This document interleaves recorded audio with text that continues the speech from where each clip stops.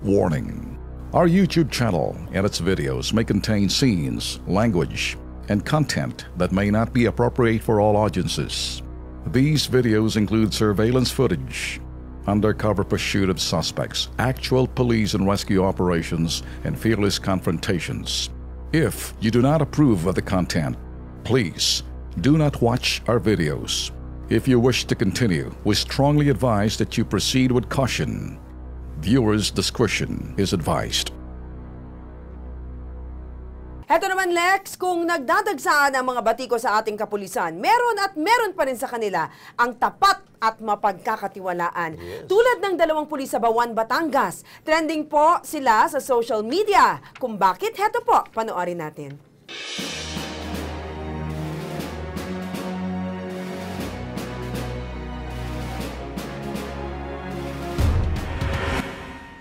Kung ang pagpapamalas ng katapatan ng pag-uusapan, bida dyan ang dalawang Batanggenyong pulis mula sa bayan ng Bawan.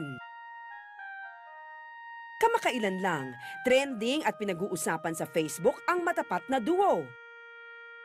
Instant sikat sina SPO1 Joel Cantoria at PO1 Marvin Tamaliwan sa kanilang lalawigan. Ang kwento ng kanilang pagsikat nagsimula noong araw ng Undas. Noong November 1, kasi nag-establish po tayo ng Police Assistant Desk po. Bali, 4 po yun. Ang isa nga po ay yung sa Mangobo Street sa corner Binay. Yan po yung way na papunta pong Bawan Cemetery. So doon po sila naka-duty ng araw na yun.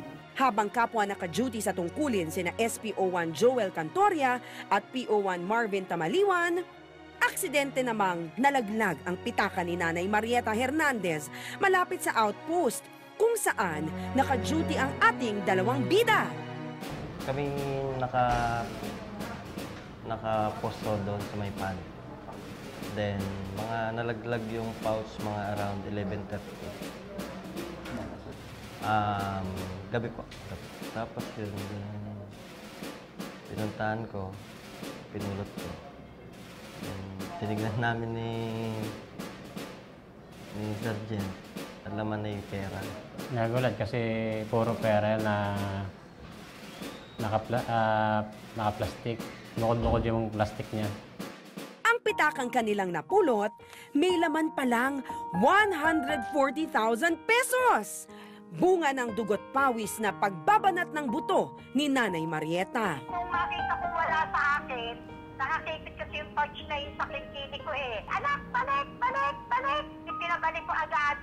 Alam ko, imposible nang makita yun. Kasi syempre, pag may dumaan, nakikita wallet sa gitna ng daan, di ka kukuhanin. Bumaba na ako sa palengke ng Bawan at sinanap ko lang isa-isa, tinatanong ko yung mga tao doon, kami ng anak kong dalaga. Sa puntong ito, hindi na nagpatumpik-tumpik pa sina SPO1 Cantoria at PO1 Tamaliwan at agad na hinanap at isinauli kay Nanay Marieta ang nawalang pera. Sa akin naman, bilang isang pulis, bilang isang normal na tao, sadyang ibabalik namin yun dahil hindi naman yun namin. Pag sarap kasing gastusin yun, pinaghirapan mo. Hindi kami naglalakad, sa gitnang anak kong pabalik. Mami, nakita pala ng mga pulis. Naku po, salamat. Parang mas lalo ako nang hina. Yung sigasig ko sa paghahanap, yung tulin ko, parang nakalugang tuhod ko eh. Dito po sa Bawan Municipal Police Station, sa Batangas PPO po, lagi po kong sinasabi yan sa aking mga kapulisan na lagi natin gawin lahat tama. Itrabaho tayo ng ayos. In the person of SPO1 Cantoria and PO1 Tumaliwan. Talagang malaking tulong din po sa, yun, lalo na sa nawalan ng pera na naibalik sa kanya. At malaking tulong din po sa imahe ng PNP. Siyempre, masaya. Parang higit pa nga doon sa 140,000 yung namin, naging reward namin kasi nakilala kami bilang isang matapat na pulis. Kaya dito sa KP, karapat-dapat na bigyang pugay sina SPO1 Cantoria at PO1 Timaliwan dahil ang simpleng akto nila ng pagsasauli, refleksyon ng pambihira at mabuti nilang pag-uugali. Okay. Pugay. Pagpupugay ang binibigay po ng Kilos Pronto po sa inyo. Alam mo, Lex, kasi nung November 1, ang daming tao talaga sa mga sementeryo, ang daming nawawalan for sure, nagkakadukutan. Yeah. Tapos ito, ang 100,000 plus, no? Binuksan ba nila? Binuksan nila yung Oo, nakita talaga nila. So, bukas sila, wow, pera. Ano? kaya pumasok sa isip ng pulis? Ano to? Answered Kukunin ko prayer kaya? ba to? Ano? Kunin ba? Pwede Hindi. pantaya Hindi to na sa yata loob. inisip yun. Well, Talagang anyway, sinaoli at agad. least, di ba, Very good. ito ho yung nagbibigay ho ng magandang pangalan muli sa PNP. Dahil kamakailan po, nalagay ho sa alanganin ng mga ilang pong miyembro ng PNP. At least itong dalawang pulis po na si SPO1 Cantoria, no?